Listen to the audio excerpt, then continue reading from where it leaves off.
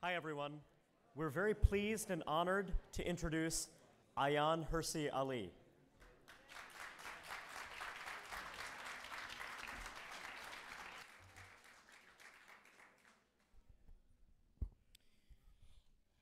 Good morning, everyone. It's a great pleasure to be here. It's a great pleasure to be among friends. I have been asked to join you in this Ideas Summit and propose an idea, and I'm going to share with you an idea that I was promoting for the last month and a half. And it's the idea that Islam is not a religion of peace, but it can become a religion of peace. And it's all in here.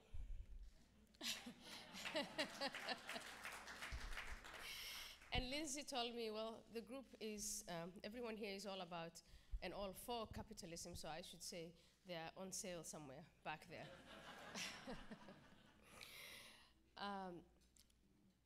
Islam is not a religion of peace. It can become a religion of peace.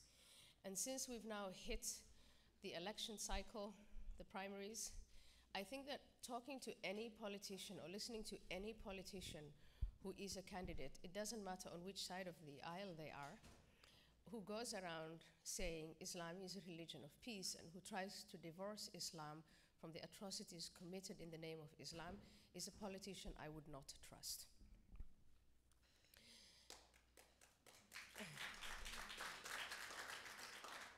Thank you. Islam can become a religion of peace. And conceptually, it's very important, since this is the panel on diversity. It is very, very important to discriminate between Muslims. There are 1.6 billion Muslims, at least 1/5 of humanity, who subscribe to the religion of Islam, and they are very, very diverse. They are diverse in age, they are diverse, obviously, in gender, and diverse in language and culture. The 1/5 of humanity that I'm talking about is spread across the globe. Some of them are poor, some of them are rich, some of them admire and long for freedom, and some of them will use freedom to do something and to do things that all of us here will not share in. In trying to categorize Muslims, I have decided to apply 3 very large umbrellas. And under one umbrella, I bring the Medina Muslims. The Medina Muslims, to me, are those individuals who want to emulate the Prophet Muhammad in his time in Medina. And there is a distinction there. The Prophet Muhammad is an iconic figure. He is admired, he is revered.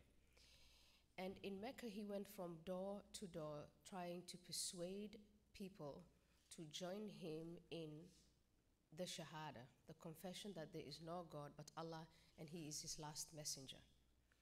During his period in Mecca, he did not use violence.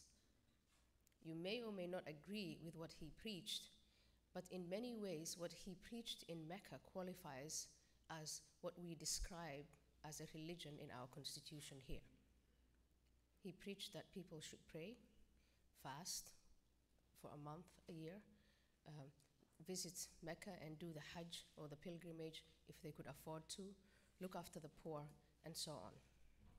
But when he went to Medina, he became a different man entirely, and starts after the emigration to Medina. He becomes violent, he puts together a militia, wages war on Mecca, and wins that war with a small band of men. And after that victory, many other victories follow. And what was once an idea in the head of one man becomes accepted across that region and across the world. And when I talk about the category of Medina Muslims today, It is those men and women who think that they can establish an empire, that they can conquer the world in the same way that Muhammad did, if only they copy him and follow him to the letter. And some of the Medina Muslims are quite violent and think that they can get to that objective through jihad, through the use of violence. And a very prominent example, of course, is the Islamic State. Are not so, I would say, very clear in their objectives, but very not so clear in their means to that objective is what I would call the Muslim Brotherhood. The Muslim Brotherhood, founded in 1928 by Hassan al-Banna, has had previous violent episodes, but today they promote their message through the use of non-violence, but regardless of that, the objective is the same. So for me, they still fall under that umbrella of Medina Muslims. The second group, and I think by far the largest, are those that I describe as the Mecca Muslims. They worship, they may not worship, they may not observe, but they identify themselves with the religion and culture and civilization and heritage of Islam. And today they are caught in a state of cognitive dissonance, in the sense that even though they subscribe to everything that Muhammad said and believe that Muhammad was the best example for mankind ever, they also believe in the Quran, they don't really act on it. They don't wage jihad. They don't engage in violence. They go about their business every day. The largest number of Muslims. And then there is a small group that I would like to call the reformers or the heretics. These are individuals within Islam who are asking questions about the religion itself, about scripture, about Muhammad's conduct, about stuff that is in the Quran that is very disturbing, like kill the infidel wherever you find them. Why are they in a state of cognitive, why are the Mecca Muslims in a state of cognitive dissonance? They are in a state of cognitive dissonance because they're attracted to modernity, they're attracted to the West. But because they subscribe to this ancient text and this ancient way of living, they're never given a break by their Medina Muslims who want to attract them and pull them and lure them to the Medina period, to the use of jihad, the use of violence, the establishment of Sharia law. And then there's this other group, the reformers, who want to pull them the other way. And it becomes harder and harder in reality for Mecca Muslims to just go about their business as they desire. I identify myself with all three.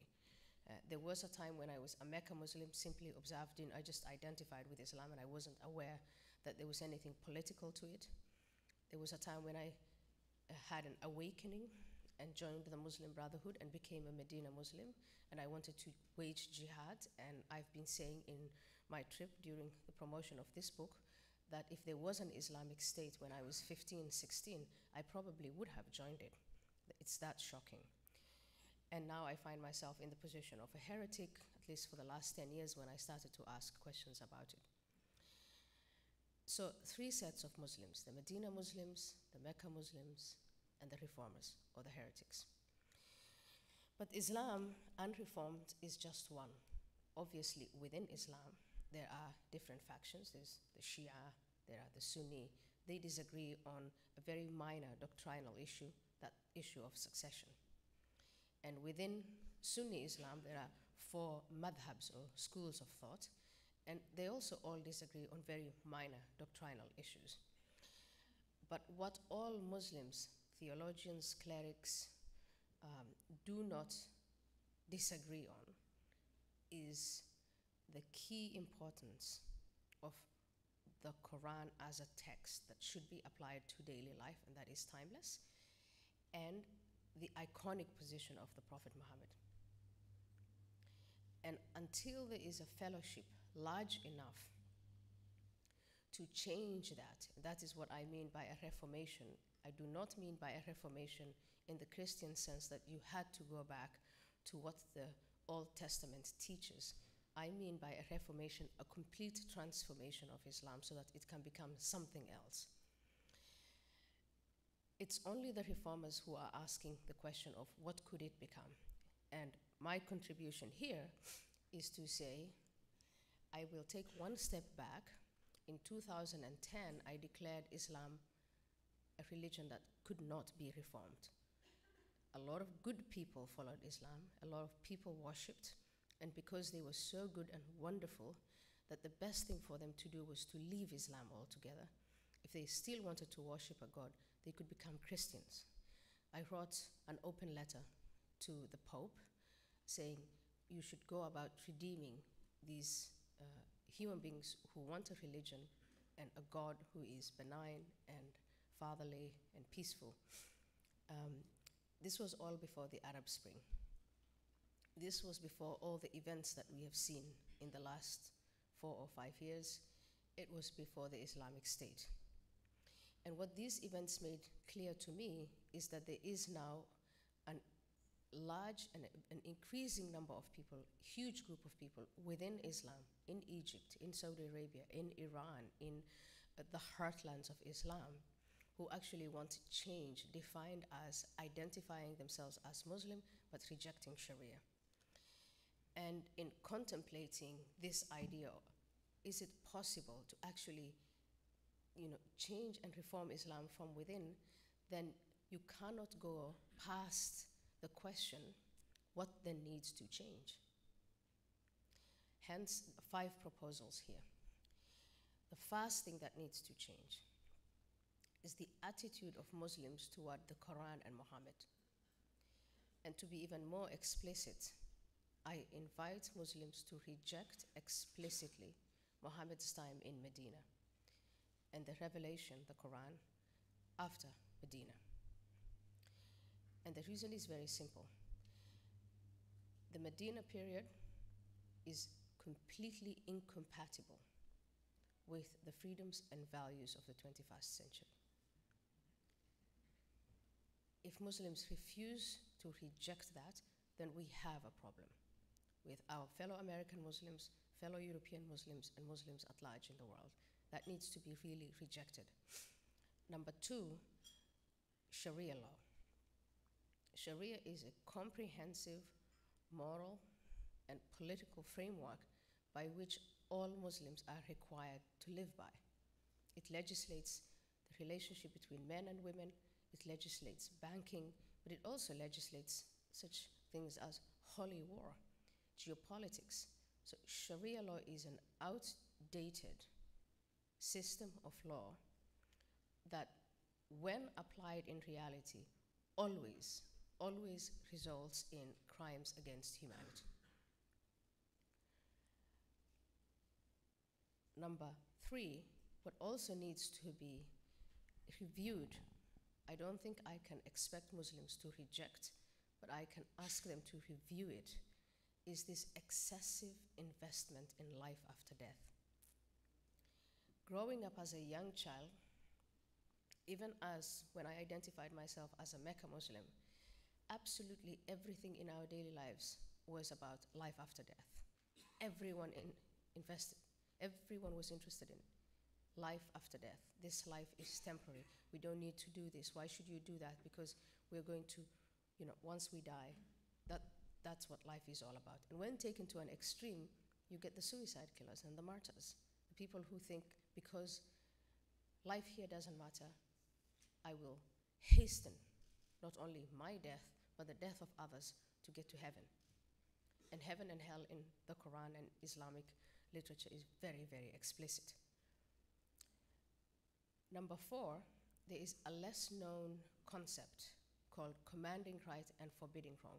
And it's a form of social control that really, I would say, as a result, completely deadens, stultifies Muslims from engaging in the business of critical thinking about their tradition and about their religion.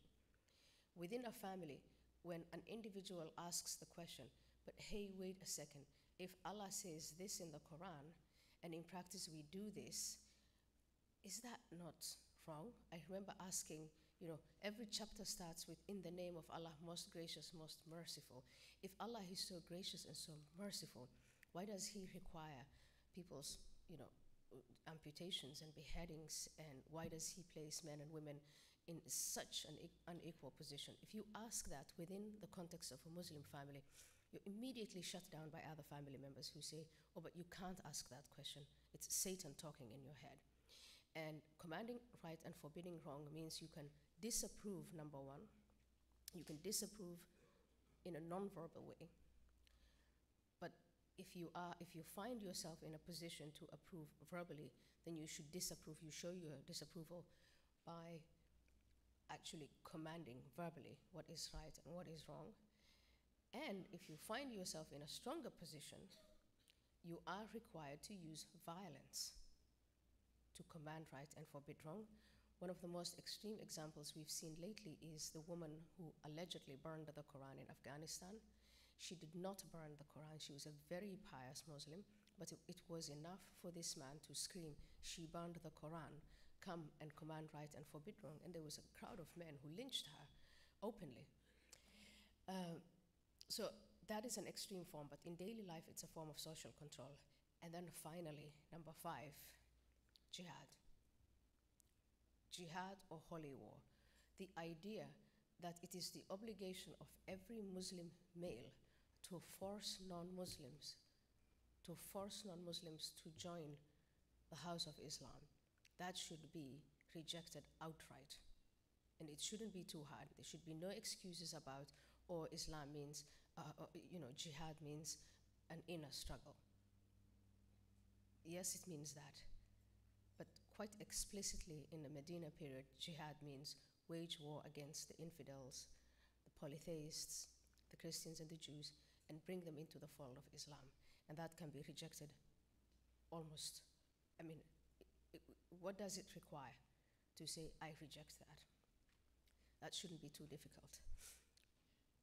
In terms of ideas, what is it that we in the West can do? Islam is in a crisis. It may or may not reform. But what is it that we in the West can do? What is it that we can do in the United States of America? I think that we have to take our heads out of the sand and stop suggesting and hinting and stating explicitly that Islam is not a religion of peace. I'm sorry, Islam is a religion of peace. And set about supporting the reformers, the heretics. Change is not going to come from the clerics. Change is not going to be top-down, it's going to be bottom-up. And we can influence it, we can catalyze it. We can partner with those individuals and groups who are asking critical questions from within. That is what we can do. As a totalitarian and a utopian idea, what we have now come to call Islamism or radical Islam, in any case, the project and the agenda of the Medina Muslims can be defeated the way we defeated the communists, the way we defeated National Socialism. The United States of America has been confronted in its very short life with bad ideas. And if we put our minds to it, we are absolutely capable of defeating bad ideas. And is there a better place to start that ideas campaign than in an ideas summit? I thank you very much for your attention, and I hope that in this election cycle, whether it's the primaries or later on when candidates have been chosen, that America is going to elect a president who is going to be truly honest about what Islam is and what we are up against. Thank you very much.